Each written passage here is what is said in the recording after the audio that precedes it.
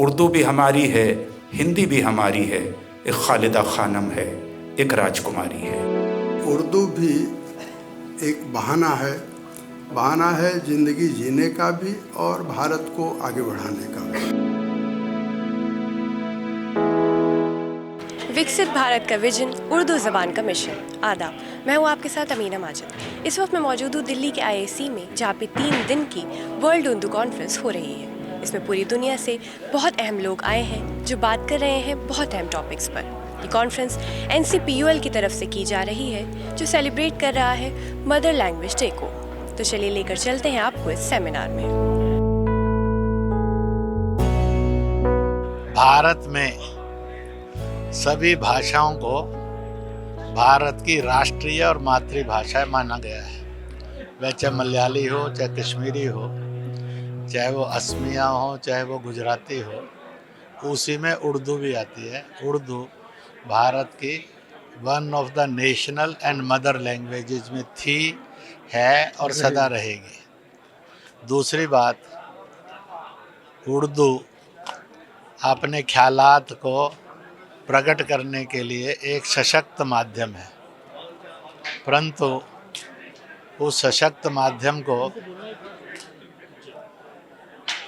जब पॉलिटिकल इस्तेमाल किया गया तो ऐसे लगने लगा कि उर्दू एक वोट बैंक की भाषा बन रही है। इससे बचाना चाहिए उर्दू को। वह वोट बैंक की नहीं, वो विकास की, भाईचारे की, मोहब्बत की और उसी के साथ साथ समाज में एक सूत्रता लाने की जुबान बने, जिससे लोग मजहबों से, जातियों से, भाषा बोलियों से और खान पान से ऊपर उठकर गूंजते हुए कह सके हम हिंदुस्तान के हिंदुस्तानी थे, हैं। यह विजन है इस देश के अंदर का एक कि देश विकसित भारत हो, यानी कन्फ्लिक्ट मुक्त भारत मीन्स विकसित Bharat, bread for all means विकसित भारत, रूफ फॉर ऑल यानी विकसित भारत। इस प्रकार से हो तो इसलिए उसके अंदर वह इंसानियत के और सारे भाव जागे।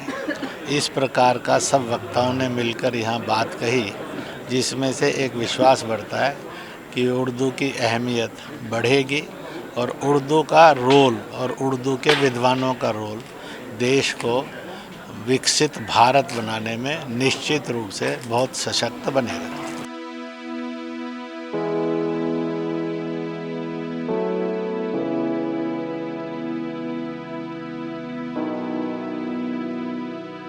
सबसे बड़ी बात यह है कि एक उर्दू के प्रति एक सच्चा लगाव बनना चाहिए। दूसरा, उर्दू से रोज़गार भी मिलता है ये।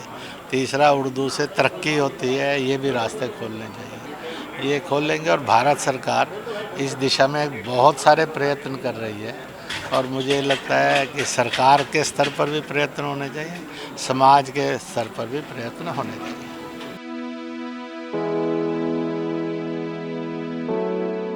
विकसित भारत का तस्वुर एक ऐसे मुल्क का तस्वुर है जो इक़्तिसादी तौर पर स्ट्रॉन्ग, समाजी एतबार से इंक्लूसिव, तरक्की याफ्ता और कल्चरली डायनेमिक हो। एक तरक्की याफ्ता हिंदुस्तान की बुनियाद नेशनल हार्मनी को फ़रोग़ देने, डेमोक्रेटिक इथोस को बढ़ाने, जेंडर इक्वलिटी को यकीनी बनाने और इंटरनेशनल कंपटीशन में इजाफे के साथ साथ उस कल्चरल लिगेसी के तहफ़्फ़ुज़ में छुपा हुआ है जो कौम मुल्क की तस्वीर पेश करता है। विकसित भारत का ये ख्वाब एक नेशनल मिशन है जिसे पूरा करने के लिए तमाम शोबों, इदारों और अफराद की कोशिशों की ज़रूरत है। इज़्ज़त माप वज़ीर आज़म नरेंद्र मोदी जी के इस ख्वाब को शर्मिंदा ताबीर करने में जहाँ हिंदुस्तान की दूसरी ज़बानें एक्टिव रोल अदा कर रही हैं, वहीं उर्दू ज़बान का किरदार भी इस ताल्लुक़ से बहुत अहम होगा। इसलिए कि माजी में भी हिंदुस्तान की तामीर और तरक्की में उर्दू ज़बान ने जो किरदार अदा किया है वो किसी से पोशीदा नहीं है।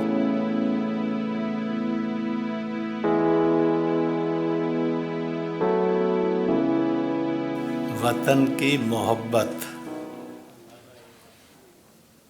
ये वो ईमान है जो सारे ईमानों से ज़्यादा ताकतवर है, ज़्यादा भारी है। बाकी सब ईमान एक पलड़े में, एक ईमान एक पलड़े में। यानी विकसित भारत के लिए वतन की मोहब्बत का ईमान जन जन में आए, ये उर्दू का विज़न होना चाहिए।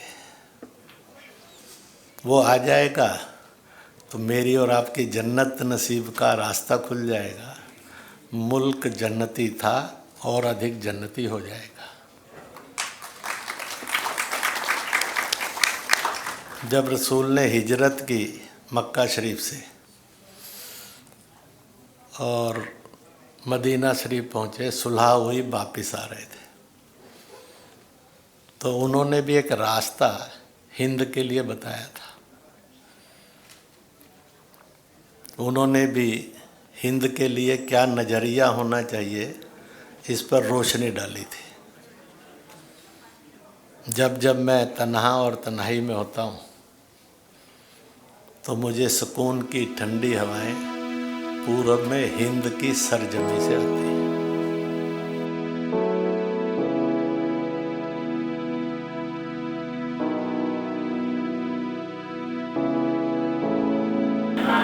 सर, उर्दू ज़बान का प्रमोशन करने के लिए क्या कर सकते हैं?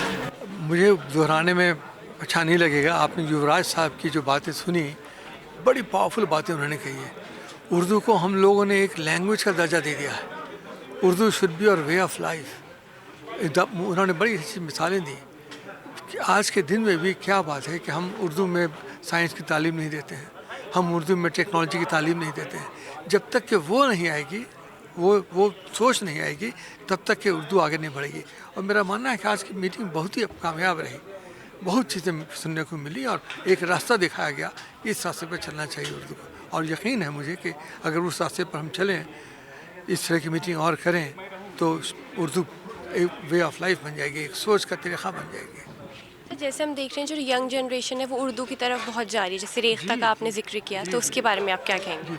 इसी से तो मुझे एक सिल्वर लाइनिंग नज़र आती है।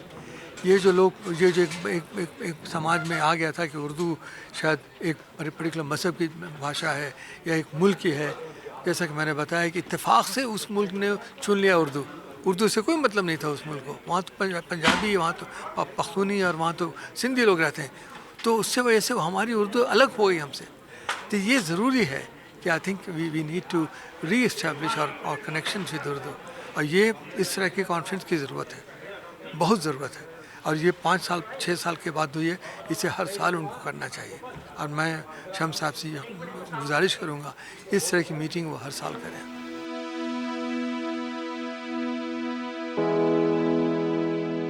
बाकी मातृभाषाएं हमारे इमोशंस तय करती हैं, कम्युनिकेशन तय करती है। तो आप याद रखिएगा कि language is not a reflection of your capability. अगर आपको कोई भाषा नहीं आती है, इससे आपकी काबिलियत डिफाइन नहीं होती है। It only explains your power of expression. You may have, Germany के बाद जर्मन है, फ्रांस के बाद फ्रेंच है, जापानीज़ के बाद जापानीज़ है, चाइनीज़ के बाद चाइनीज़ है।